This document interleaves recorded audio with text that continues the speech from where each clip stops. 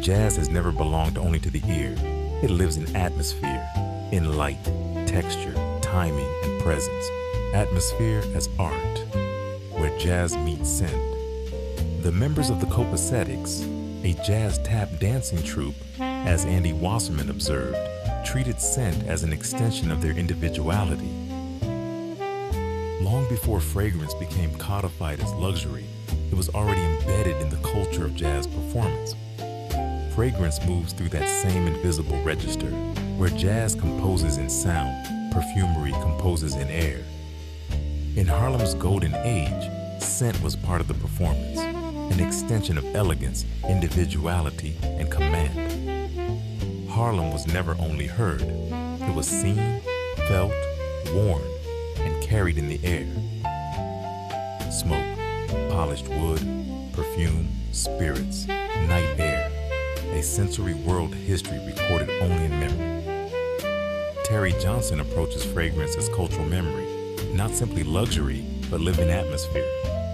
In her work, Harlem becomes a sensory ecosystem, music, movement, style, and scent speaking at once.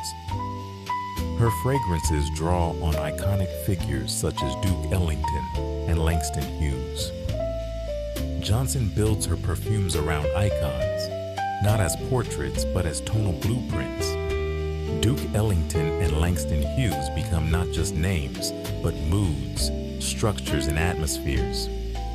Each composition becomes an olfactory performance, the role of scent in shaping the atmosphere of jazz culture.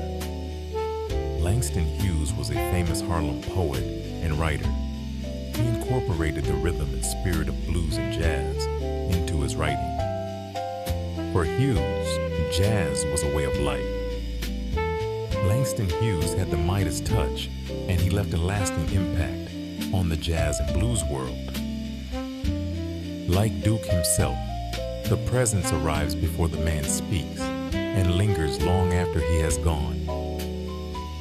Jazz elders spoke of Ellington's cologne as a secret composition, blended with the same intention as music.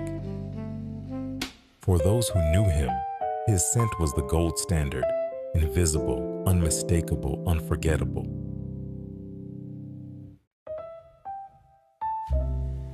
Duke opens like an overture, bright citrus, spice, and motion, arranged with impeccable control. Then comes tobacco, honey, wood, and resin, a fragrance that swings with structure, warmth, and authority. Duke is not linear. It evolves. It moves from one phase to the next, seamlessly transitioning without pause. Langston moves differently, inward, lyrical, and close to the skin, like a poem spoken just above a whisper. Its sweetness, smoke, and warmth feel less like spectacle than memory, intimate, thoughtful, enduring. Langston is a nocturne, a piece of atmosphere and introspection. If Duke is the full ensemble, Langston is the late night solo, subtle, personal, deeply felt. Jazz and scent are parallel languages. Both unfold over time. Both shape memory before thought can catch up. Jazz and scent are both temporal arts. They unfold. They evolve. A musical note vanishes into air. A fragrance note does the same. Yet both can remain with us for years. What emerges from both historical accounts and contemporary interpretation is a profound structural symmetry.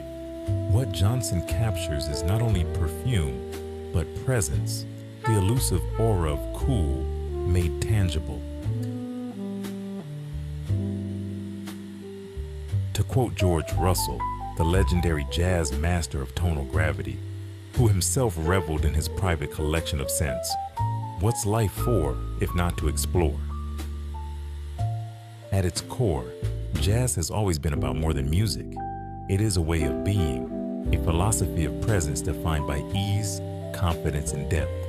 This is what we recognize as cool, and it is as much about atmosphere as it is about expression. Scent Veteran, where fragrance, memory, and legacy meet.